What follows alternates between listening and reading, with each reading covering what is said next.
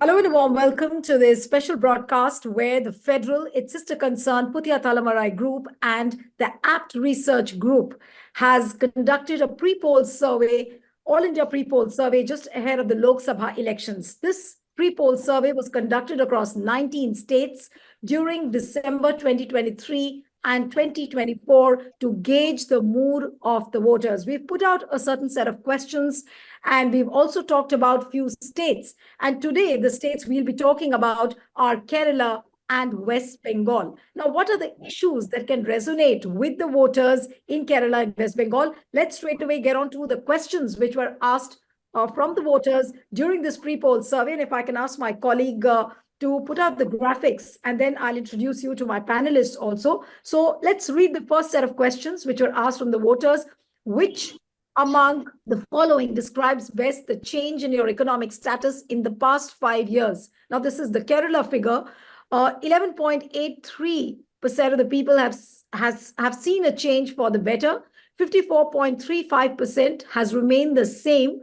25.12%, it has deteriorated, they say. 3.26% other opinion, and 5.45 can't say, don't know. Now let's go on to the next question now. Which according to you are the top 3 initiatives of the government led by PM Modi? So the people of Kerala have said that 50.30 percentage of people say that UPI is the most popular scheme, followed by 37.74%, which talks about the supply of free rations to over 80 crore people since COVID.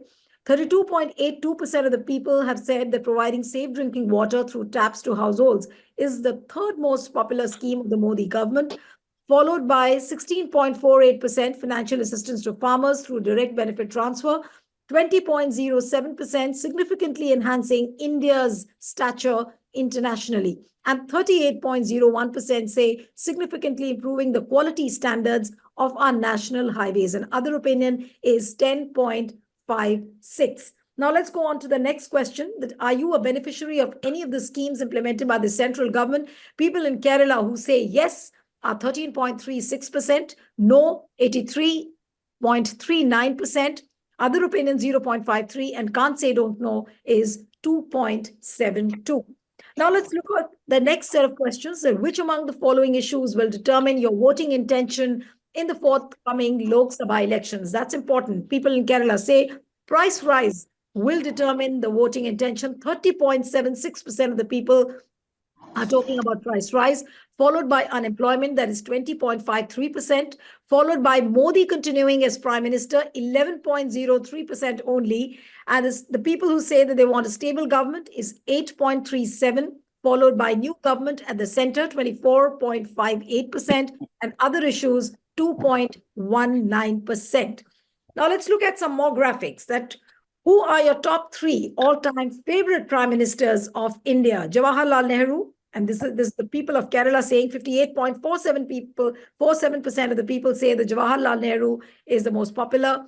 74.62 Indira Gandhi, 8.11% is VP Singh, 48.31% Rajiv Gandhi, 4.65% Narasimha Rao, 17.08 Atal Bihari Vajpayee, 29.37% is Dr. Manmohan Singh. And surprisingly, look at the figure for Narendra Modi, 29.83%. So I have to remind the viewers here that so far, the episodes which we have done on the pre-poll survey have been projecting Narendra Modi as the most popular prime minister, and the percentage was way beyond above 50%. And here, look what the people of Kerala say. People of Kerala are saying that only 29.83% of the Kerala population says that Narendra Modi is the most popular prime minister. Okay, let's look at the last slide, and then we go on to the guests. Who amongst the opposition party leaders do you think will make a good PM candidate? 6.84% Arvind Kejriwal, 0.73 Akhilesh Yadav, 7.84% Mamta Banerjee, 1.33% Nitish Kumar, 41.99 Rahul Gandhi, 1.79 Sharad Pawar, 8.31 any other leader, and 31.16 can't say, don't know. So the most popular opposition leader who can make a good PM candidate, of course, looks like Rahul Gandhi, according to this survey, which has been conducted by Federal. Puthia Thalamarai, and apt research group. So here you have our panelists on the screen. Let me introduce you to them one by one, and we'll be starting with Kerala. So we have Mr. MG Radhakrishnan, who's been the former editor with the Asia Net News. He's been with India Today. He's a renowned journalist. Thank you, sir, so much for joining. We have Samir Purkar, who's a senior journalist, who will be joining us from West Bengal, because we are also talking about West Bengal, and he covers the entire Northeast for us. We, of course, have our S. Srinivasan, who's the editor-in-chief of TheFederal Group and the head of the Puthiya Talamarai channel. So thank you so much for joining. And we have Raghuram T., who's the president of the apt research group, which has conducted this pre-poll survey. Thank you so much, Raghuram. And I'll straight away come to MG Radhakrishnan, because there are some very interesting findings coming from Kerala. And sir, the questions which we had taken up earlier would say that Prime Minister Narendra Modi doesn't look like the most popular Prime Minister, and Rahul Gandhi, the most popular opposition face. So what does this data set really show? And what would you really define this data as? Yes. Well, it's on expected lines. Obviously, Kerala is is a bipolar state in terms of its political allegiance. That is UDF and LDF. That is the UDF led by the Congress and the LDF led by the CPIM, which happens to be two constituents in the India Alliance, in fact. And so they dominate Kerala politics, and now and traditionally as well. So it is only expected that BJP or BJP's Prime Ministerial candidate Narendra Modi actually would come pretty low in people's estimate. So it reflects the political color of the state. But now let me get in a quick comment from Raghuram. That Raghuram, this data set about Kerala regarding the economic status, who's the most popular prime minister, who's the most popular opposition leader, which are the popular schemes, more or less, Kerala also has voted on the same line, except for Rahul Gandhi and Prime Minister Modi's popularity. So what does this really show? And did you find anything striking while you were posing these questions to the Kerala voters? First, I'll tell about the key takeaways. 13.36% of the only 13.36% of the respondents said they are a beneficiary of any central government scheme. Yes. Nearly 25% of the voters have said that they wish to see a new government at the center. That is the second takeaway. And Mr. Modi is only the fourth in the ranking of top three prime ministerial candidates. Of course, Rahul has the backing of 42.9, nearly 42% of the voters. So these are the significant takeaways from this data set. Right. I'll come to Srini sir. Srini sir, given the fact that Jawaharlal Nehru remains the most popular prime minister in the eyes of the Kerala voters, that's a number like 58.47%. So Jawaharlal Nehru, the ideology which he has been espousing for, of course. So does this look like the main reason why the voters of Kerala are inclined towards Congress? Yeah, it's a very interesting outcome. So from the survey content we have seen so far, Kerala in some ways an outlier. Also Tamil Nadu, I would say, in the case of the trends which you see nationally. Here, the question 8 about, who's the, top three all-time favorite Prime Minister of India, all three are from Congress. Indira Gandhi being number 1 at 74, Nehru at number 2 at 58, and Rajiv Gandhi number 3 at 48.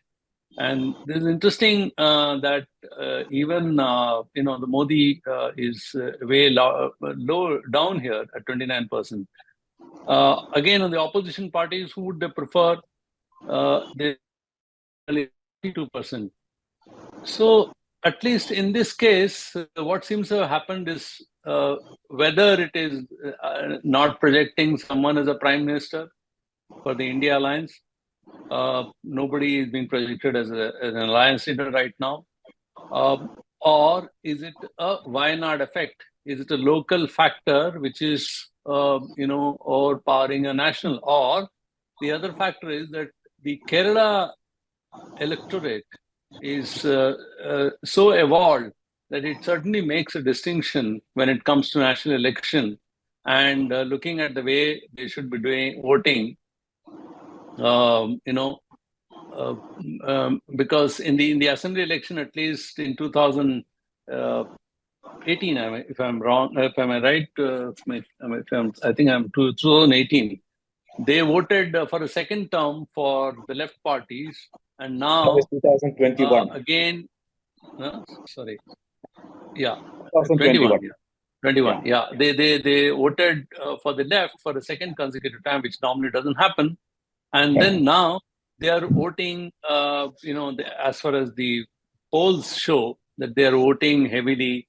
I mean, the trends are still to come. I'm sure you will reveal all that, but it shows that there is a very heavy inclination towards the Congress party. So is it that the the Kerala electorate understand the fact that while they safeguard, the kind of democratic values and other things in Kerala, they also similarly look at a big picture when it comes to national elections? I mean, I would like to know whether that's the correct reading of the situation. Right. Radhakrishnan, sir, you want to respond to this? Yes. Yeah, I think what he said is quite right, because Kerala always has voted like this, because BJP or its predecessor, Jansanka, never had any major role in the political scenario of Kerala, except for the fact that at least of recent times, we have seen a gradual increase in BJP's or the BJP's votes. But as BJP has won only one seat in its entire history in Kerala, and in 2021 election, even they lost even that seat. That's to the assembly. And to the Lok Sabha, BJP has never won any seat, and BJP has come in the second position in a couple of seats, or in one seat, especially in Thiruvananthapuram. Except that, in terms of electoral performance, BJP has been always pushed behind the Congress and the CPIM-led two political fronts. Radha, sir, I had one more question, and then we will go on to the vote share prediction. Yeah. Particular question on when this was posed to the Kerala voters about significantly enhancing India's stature internationally. So far, the states where we spoke about, say, for example, Andhra, Telangana, Maharashtra, Gujarat, all these states we've already covered in the pre-poll survey. And they voted heavily in favor of the government, saying that, they've significantly enhanced India's stature internationally. Now, for the Kerala voter, this percentage is quite low. There is just 20.07% people saying. Now, does it reflect the mindset of the Kerala voter that according to them, this doesn't look like a particular scheme or an initiative of the government? Does it separate the mindset of the Kerala voters from the rest of the country, really? I want to know from you. Yes. Well, that's as said, it's an extension of Kerala voters' political preference. Because Kerala politically is not, the sections which are supposed to sort of support the BJP or believe that India's prestige has gone up because of BJP should be quite low compared to those who support the Congress and the CPIM or the left. So this is quite truthful representation or reflection of Kerala's reigning political preferences. I mean, it's quite absolutely on expected lines. Right. All right. So let's put out the graphics for the Kerala vote share prediction. So this pre-poll, which has been conducted by Federal, Putyathalamarai and Apt Research Group. So here is a vote share prediction for 2024.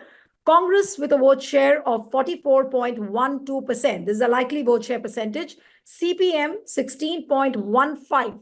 BJP 8.11, CPI that is 2.26, Kerala Congress M 2.13, RSP 0.40, IUML 0.33, other parties 2.46, and can't say, don't know, is 24.05. So this vote share rightly shows the inclination towards Congress, if that is the vote share, the likely vote share which has been projected. Now let's look at a comparison also of the vote share with the prediction which has been done, and also what were the figures in 2019. So here the chart is for you. Congress had a vote share of in 2019 at 37.46. So it looks that it seems that Congress is going to improve its vote share in 2024. Seats won in 2019 were 15 by Congress. If you look at the CPM performance, they had a vote share of 25.97% in 2019, and this vote share is likely to go down to 16.15. BJP had a vote share of 13%. It will go down further by 8.11. CPI 6.08. It was in 2019. It has gone down further to 2.26. Similarly, Kerala Congress had a vote share of 2.08. It seems to be enhancing its vote share slightly, that is to 2.13. RSP was 2.46 in 2019, and it has gone down further to 0.40. IUML had a vote share of 5.48. It has gone down drastically to 0.33. And other parties, we don't have a vote share of 2019, but with other parties, it is 2.46. And can't say, don't know remains at 24.05. So CPM won just one Lok Sabha seat in 2019. Congress had won 15 seats in Lok Sabha. But this time, if the vote share is 44.12, that is a likely projection. Radhakrishnan sir, I'll come to you. So what does this vote share really show? And does it really match up with the sentiments on the ground in Kerala? That do the people really look, like in voting in favor of Congress? Yes, Mr. Radhakrishnan. Well, to some extent, I think it should be right, but because the vote share that is coming down for CPIM is quite substantial, from 25.97 to 16.15. I think there should be a major anti-incumbency factor at work here. But I'm not quite sure if the fall would be this much big, because from 25.97 to 16% looks a tremendous fall. I'm not quite sure if CPM is going to suffer that kind of a heavy loss this time, even though you can see a very palpable anti-incumbency factor in the state. And now the IUML, the Muslim League also, that also looks a bit odd to me, because from 5.48%, their vote share to come down to 0.33 also looks a bit quite surprising to me, because for the CPIM's point, it is understandable because there could be an anti-incumbency wave. But why should IUML, which is in the opposition, which is the closest ally of the Congress, why should it suffer such a huge vote loss? Is quite a bit perplexing to me. So generally the trends look, quite realistic. But in terms of the vote share, the loss in vote share for CPIM and the IUML, both are these are in two different political formations, but they look substantially more than expected. So Raghuram, if I may come to you, what according to you are the key takeaways from this vote share prediction which we have just put out? Yeah, the first point is the Congress has gained considerably compared to its performance in the last Lok Sabha elections. But the last Lok Sabha elections, Congress and its allies, they got 47.48% of the votes. That is, when you total the votes of Congress, Kerala Congress, RSP and IUML, the total in 2019 was 47.48. Currently, the total is 40. The current vote share, as per the opinion poll finding, is 46.05%. 0.98. There's a marginal 0.5 percentage point dip in the combined vote share of the UDF in Kerala. What has happened here is that the Congress's vote share has gone up from 2019, but their allies' vote share is either stagnant, as in the case of Kerala Congress, and other two partners, it has come down. But we have to keep in mind that nearly 24% of the electorate are undecided. So when this gets divided proportionately, or some of the IUML voters, I can assume that they have not yet decided. So I think minor changes will happen in their vote share too. But going by this data, it appears that if the Congress is gaining the vote share of its own allies in the forthcoming election. That is what I could make out. As far as the CPM is concerned, this is a pattern that we have seen in the western states like Rajasthan, MP, and Chhattisgarh, where the Congress has a good vote share in assembly election, but when it comes to Lok Sabha elections, they conceded a lot of ground to the BJP. Here, same thing is happening. The CPM won the last two assembly elections. Their performance in the last assembly election, 21, is around, they got around 40% of the votes. But there's a substantial dip now because people are clear when it comes to Lok Sabha elections who they want to back to. So it doesn't mean the support base for the left front is not there, it is there. The common voters have migrated, I guess, to the UDF, and that is what is my opinion based on this data. All right. So before we get on to the West Bengal discussion, let's put out the seat share projection for you. So with this kind of a vote share, which we have just discussed, so here it is, 20. 20 is the total number of Lok Sabha seats in Kerala. So UDF, that is Congress, the alliance where Congress is heading, gets 17 seats, is likely to get 17 seats in 2024. LDF, just 2, and BJP 1 seat. So I'll come to Srini sir now. Srini sir, the vote percentage which we had just projected, does it really match with the number of seats which UDF is likely to get? That is 17, and LDF just 2, BJP 1. Yeah, so, when I was looking at the vote share, what looks interesting to me is that Congress is overall gaining about 6.7% vote. Yes. Whereas everybody else is losing. There is 23% loss between the left and IUML, where the CPM is losing a major 14% nearly. And also IUML. So even BJP is losing about 4.89%. So the only net gainer seems to be a silent voter, can't say, don't know, 24%, massive. So while the gain has only been this much for Congress party, others are losing. So it's really interesting. So I would, from the results, what you have shown is Congress is gaining 2 seats, obviously because the vote share has gone up, and LDF is getting only 2 and 1 going to BJP. So I would really like to know where BJP is gaining and how these, either that BJP is decided the strategy of concentrating only in few constituencies rather than spreading its the strength all around the states. Like, I think, for instance, they have decided to focus on few constituencies, Thrissur, and earlier it was Thiruvananthapuram, where they got substantive vote shares, and also kind of trying to put star campaigners. Like if you had to compare with 2014 and 19, as compared to, I think, Konum Rajshekhar, they have, or I think it was, let me just check 1 minute.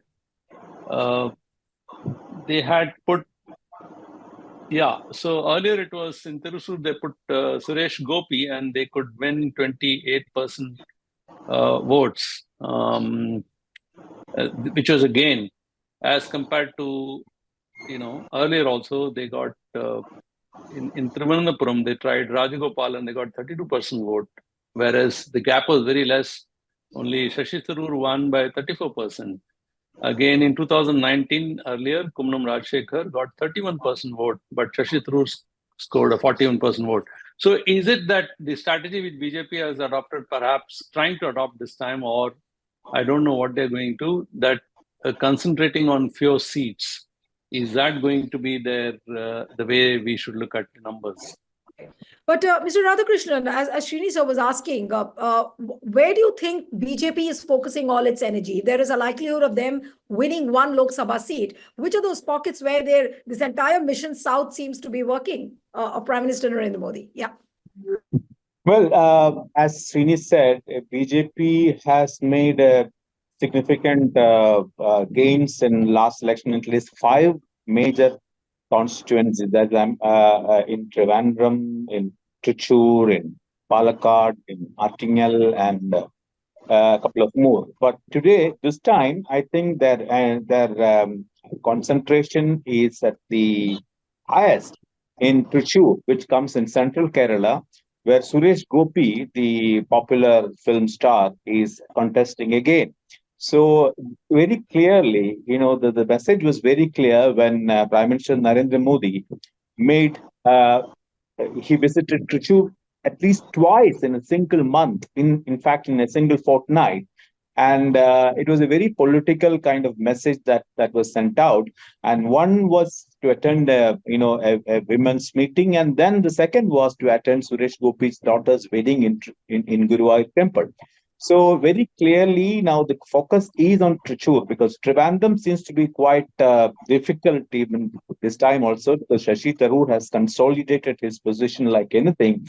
And in Thiruvananthapuram. So the best elections were, the last election and the election before that, when they crossed again, their vote share closed at 30%. But though Trichure comes only third in terms of vote share, that's about 28%. Their entire concentration is in this particular constituency, which the BJP thinks it can win this time. And now they're trying to woo the Christian population in Trichure also, because they have a very substantial presence in Trichure. And so combined with the Suresh Gopi's persona as a film star, and the other the kind of sympathy they might sort of attract from the Christian camp, these are all positive things which BJP is trying to sort of utilize for their do or die battle this time. So this is going to be a very, very important election this time, because they have been saying that they will at least win at least one seat in Kerala. So I think this particular target is being very, very actively pursued by the BJP this time. Right. But moving away from BJP, now UDF getting 17 seats. All right. Raghuram wants to say something, and then I'll come to you, Radha sir, again. Yes, Raghuram? The 2019 Lok Sabha elections, BJP vote share was 13%. The 2021 Assembly election, their vote share was 11.3. About 2 percentage points they lost there. The current vote share is 8.11. So it is my qualitative input that since Mr. O. Rajagopal stepped down as the state BJP president, it's my view that the punch that the BJP had earlier has softened quite a bit. That is number one. Number two, the LDF, CPM and its allies, their vote share has dipped by 14 percentage points compared to the 2019 elections. Right. So in the high number of Kansai don't know, it is probable that a lot of their voters are undecided. And definitely these undecided people are not going to vote for the Congress. If that was the case, they would have said. So any dissatisfaction with the present ruling party, I think people have not yet made up their mind. That too in an educated state like Kerala, if people said Kansai don't know, they really haven't made up their mind. Right. All right. One quick question from Radhakrishnan sir, and then we move on to West Bengal. That Radhakrishnan sir, UDF getting 17 seats. What do you think are the major challenges, or is this a number which comfortably they will brace up for 17 seats to UDF? Well, I think it's quite a realistic figure, because last time they won 19 seats and only one seat was won by the LDF, and now they might get about almost the same number this time also, because you have, as we have already discussed, there is an anti-incumbency factor also which is seen against the LDF. So that also should come to the gain of the UDF. So a 17, 18, that means, but this figure, what is bit surprising is that in spite of their huge vote share, loss in vote share, the LDF seems to be getting one more seat this time. Also, it's not impossible, but I think generally the number of seats should be like, some 18 to 2 or 19-1 or whatever it is. BJP getting a seat is still difficult, but at least, this is one seat they can actually, their, entire hope could be on this particular seat. So I think the number of seats also looks realistic.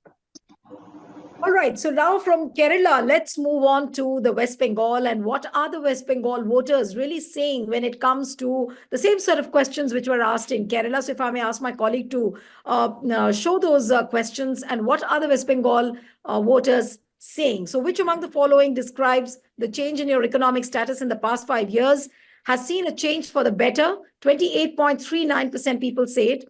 That has remained the same, 46.21, has deteriorated, 22.99%, other opinions 0.42, and can't say don't know is 1.99%. The second question, which according to you are the top 3 initiatives of the government led by PM Modi? UPI 51.48%, supply of free rations to over 80 crore people since COVID 74.38%, providing safe drinking water through taps to households 56%, financial assistance to farmers through direct benefit transfer to 27.56%, significantly enhancing India's stature internationally 19.11%, significantly improving the quality standards of our national highways 49.91%, and other opinion 3.09%. Let's move on to a few more questions which were asked from the West Bengal voters. Are you a beneficiary of any of the schemes implemented by the central government? Yes. And that figure is 34.35. No, 64.22%. Other opinions, 0.51. And can't say don't know is 0.9%. So 64.22% people saying that they are not a beneficiary of any of the schemes implemented by the central government. Which among the following issues, I'm coming to the next set of questions, which among the following issues will determine your voting intention in the forthcoming Lok Sabha election? Price rise, 29.09%. Unemployment, 47.23%. Modi continuing as Prime Minister, 9%. Stable government, 7.99%. New government at the center, 13.07%. And other issues, 1.15%. Let's look at some more questions. Top 3 all-time favorite prime ministers of India: Jawaharlal Nehru, 31.26, Indira Gandhi, 49.31, VP Singh, 11.45, Rajiv Gandhi, 28.90, Narasimha Rao, 8.96, Atal Bihari Vajpayee, 53.88, Dr. Manmohan Singh, 36.24, and Narendra Modi, 58.77. So Atal Bihari Vajpayee is just next to Narendra Modi, and Jawaharlal Nehru, 31.26. Which amongst the opposition leaders do you think will make a good PM candidate? Arvind Kejriwal, only 7.80% of the people say that he can make a good prime ministerial candidate. Akhilesh Yadav, 4.11%. Mamata Banerjee, 21.28%. Nitish Kumar, 2.08%. Rahul Gandhi, 14.54%. Sharad Pawar, 2.54%. Any other leader, 12.88%. And can't say don't know is 34.76%. So Mamata Banerjee, of course, and naturally also remains the most popular face for the Prime Minister. So let's head straight to the figures, and I'll come to Raghuram first. The West Bengal, what do you think are the key takeaways from this data set? Raghuram. Key takeaway is 47.23% saying unemployment is a factor will influence their voting decision, and like in several other states, the 80 crore free rations to 80 crore people, then digital UPI, and then quality standards of the highways are the top 3 schemes of the Modi government.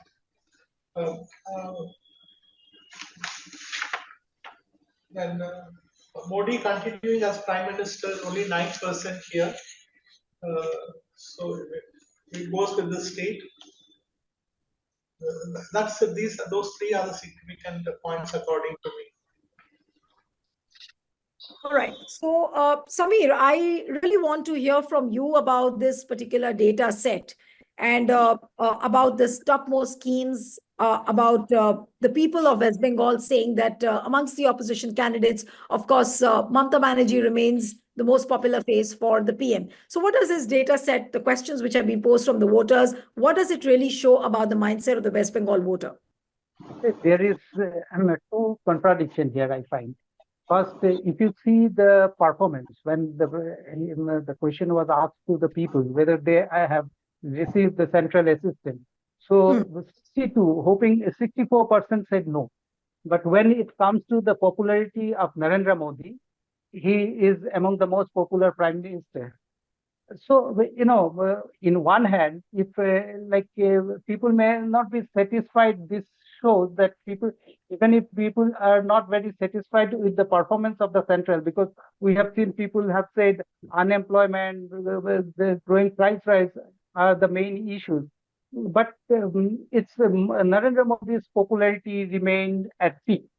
So, and obviously, as an opposition leader, it's expected that Mamata Banerjee was picked as the most popular, quite expected on the expected line. But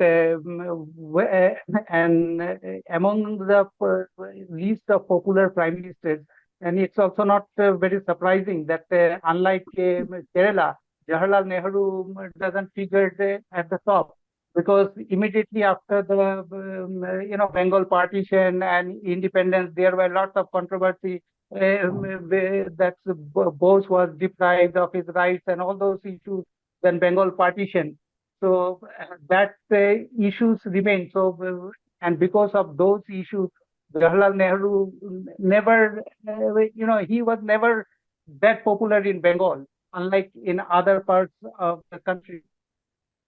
But this popularity ranking of Narendra Modi and Atal Bihari Vajpayee comes as a little surprising for me. Right.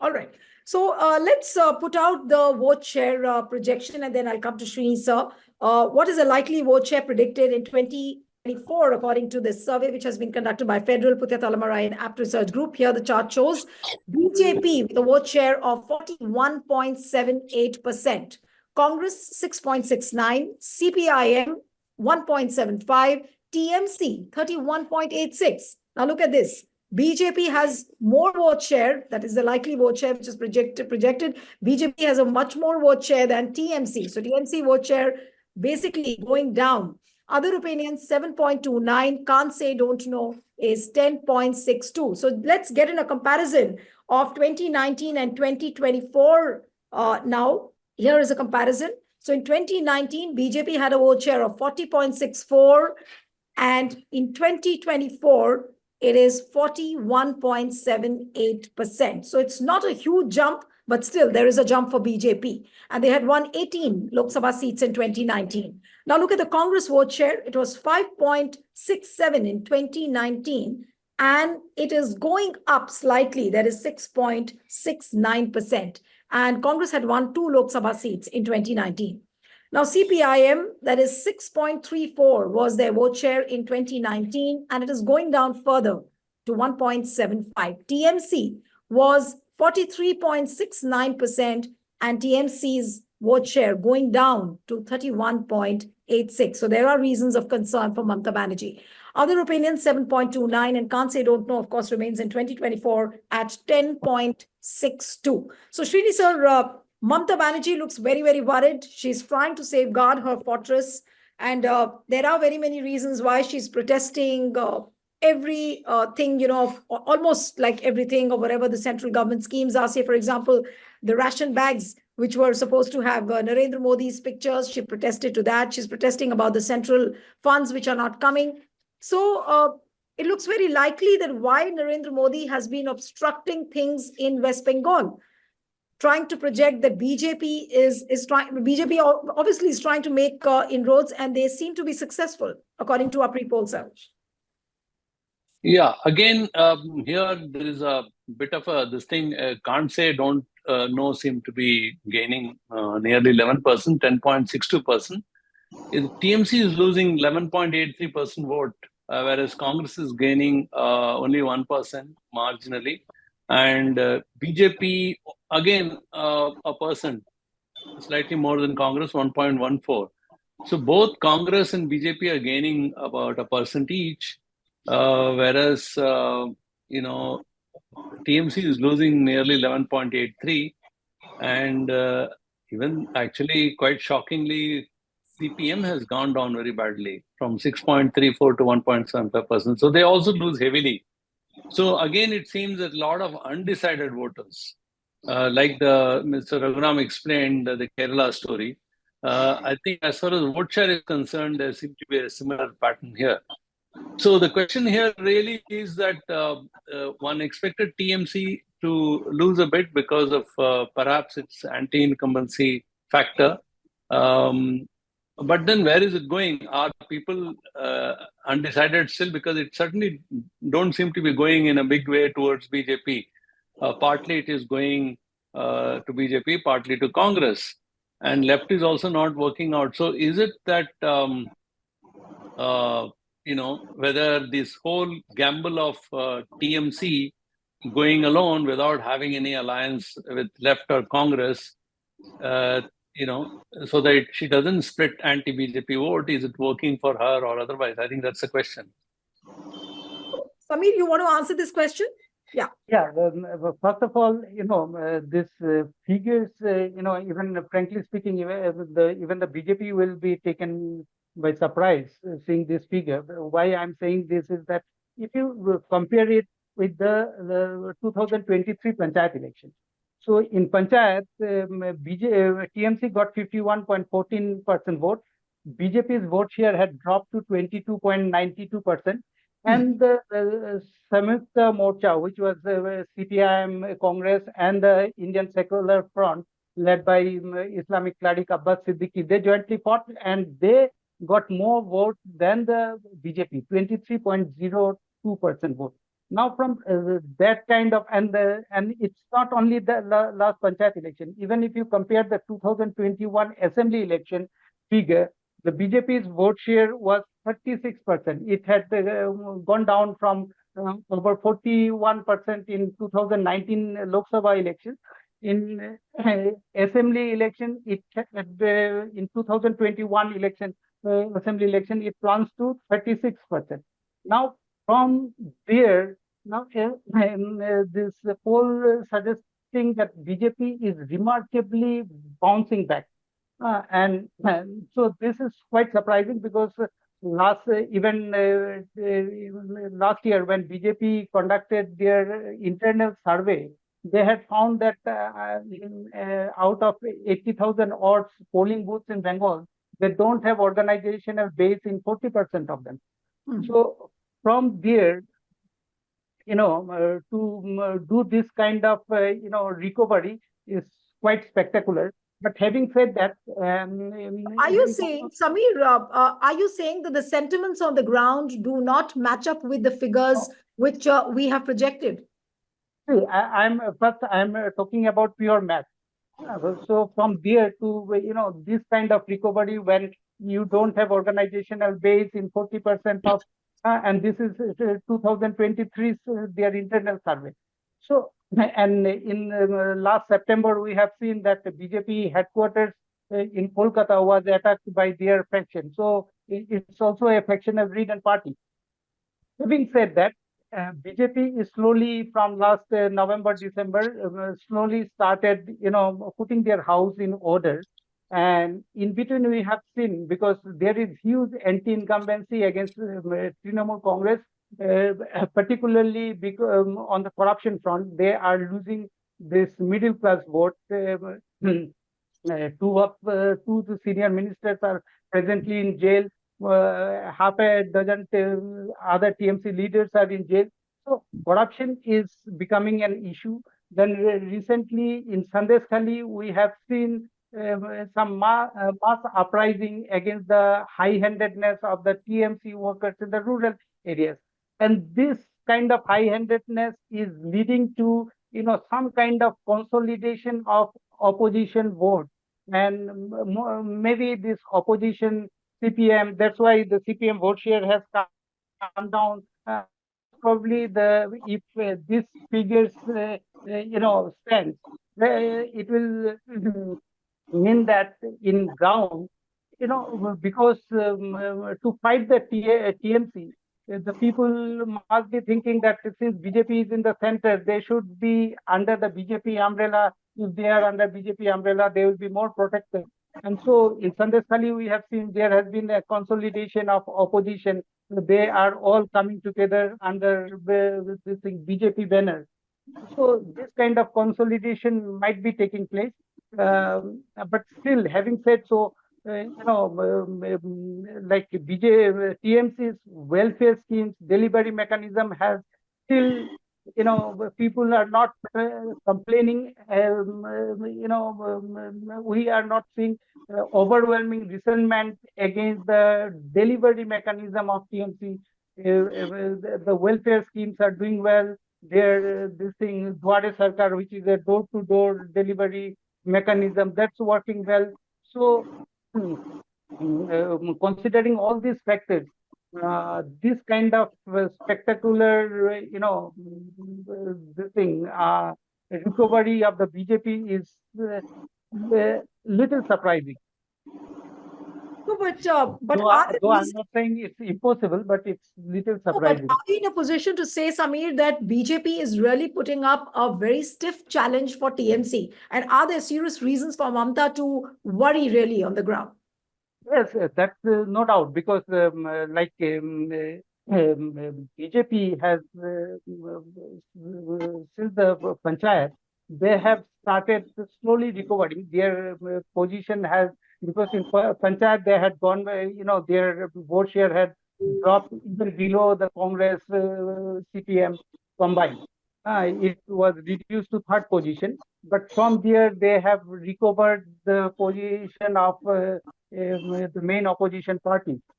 So that position they are still holding, and visibly also, because BJP is at the power at the center. BJP is in power at the center.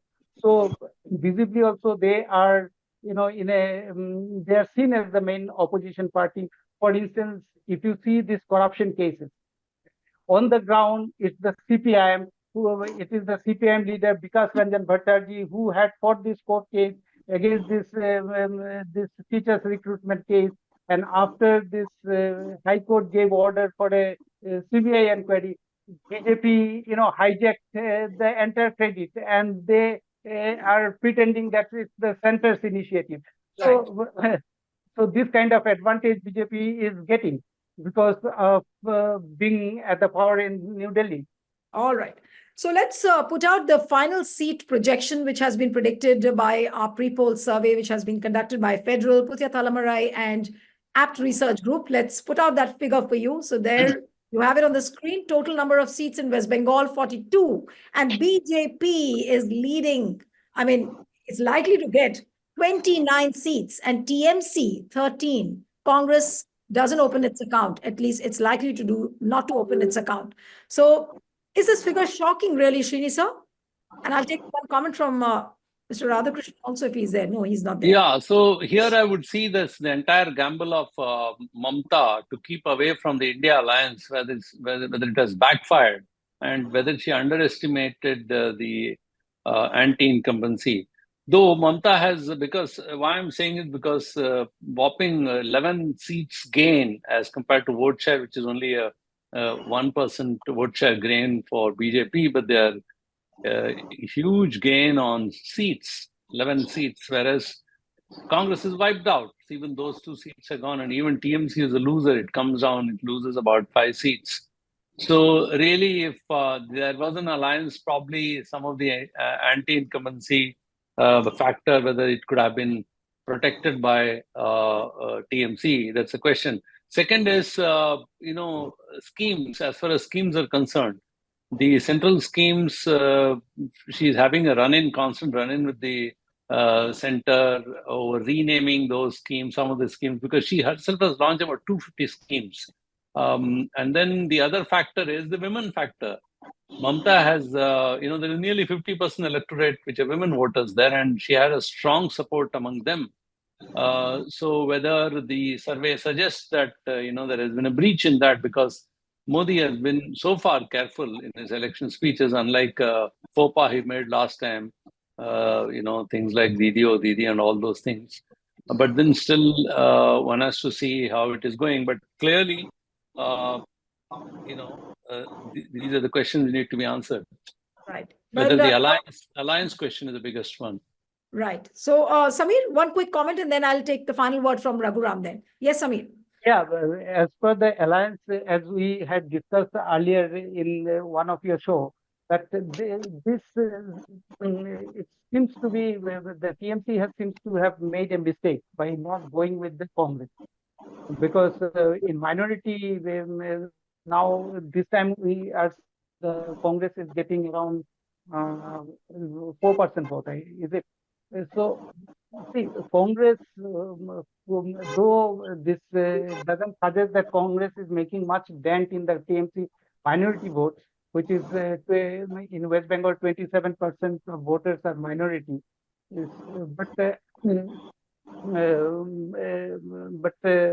this alliance with the Congress would have been better, would have helped win at least few seats in the Muslim Malda and Murshidabad district, Muslim dominated Malda and Murshidabad district.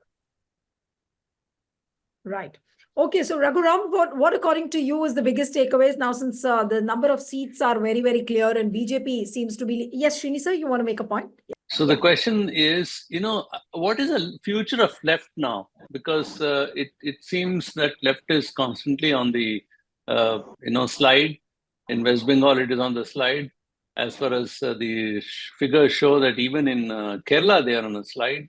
Pinarayi, of course, managed to win the last assembly election. In Tamil Nadu, they are sticking on with the DMK alliance. And especially CPI this time probably may even field Annie Joseph against Rahul in Wayanad. So CPI is also getting a bit desperate. They are not getting anything support, and they're also having a problem in Tamil Nadu.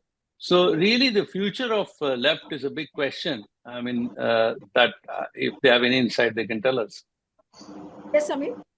Yeah, see, the left front, though in their meetings and all, if you see on the ground, they still have presence on the ground. But this is surprisingly not translating into votes, particularly in the West Bengal context. They are not able to win the confidence back of the voters that they are now in the position to take on the TMC. So the most of the anti-TMC voters, they feel that the BJP is their best bet, and so if we see the mass movement, it is the CPIM which is actually leading the mass movement. Even this agitations against job, it's started by the CPIM. In Sandesh Khali movement also, it's the CPIM, and one of the first arrests was former CPIM MLA. So, though they are fighting on the ground, but somehow, they are not being able to convince the voters that they are the main challenges to the TMC. And that's why they are not being able to translate this kind of this popular movement into electoral benefits. All right. All right. Yes, Raghuram, you were raising your hand. Yes. To put things in a perspective, since 2011, at that time the main players were TMC, CPM, and the Congress. With every parliament election, the political stature of the CPM and Congress have been diminishing, and parallelly, BJP has been growing in the state. Now, recently, the 2021 assembly elections, the gap between the TMC and the BJP was 16.81 percentage point. That is BJP was lagging behind by 16.81 percentage point. Based on our opinion poll projections, BJP is ahead by 9.92 percentage points. One thing is very clear, the reversal of trend is very clear. To what extent is this reversal is what we have to wait for the results to come in. Last time, the BJP got 18 seats. Now we are projecting they'll get 29 seats. Last time, the TMC got 22 seats. Now we are projecting they'll get 16. The gap between the TMC and BJP was 4 last time. Now the gap is ballooned to 16 in favor of the BJP. To what extent this gap may be reduced is what we have to wait and see, because Ms. Mamta is a very aggressive campaigner. Despite her leg injury and against all predictions, she came back to power remarkably last time. So in the days and weeks to come, I think she's going to campaign aggressively. And if she's able to swing a good amount of this undecided voters, the gap will definitely get reversed. But my guess is that BJP will be ahead in terms of the number of seats won from West Bengal. All right. So we'll have to wait and watch how the campaign unfolds. And who knows, this time BJP could make stronger inroads into West Bengal. Last time it had won 18. And according to our pre-poll survey, it seems to be winning almost 29 seats. So we'll have to wait and watch. But I'll have to end the program here. And for tomorrow, on this pre-poll survey conducted by the Federal, Putya Talamarai and Apt Research Group, we will bring you two very interesting states where BJP has been active. In fact, very, very active recently. And will that pushback pay off? We'll have to wait and watch. And stay tuned to the Federal for the pre-poll survey again tomorrow with these two very interesting states.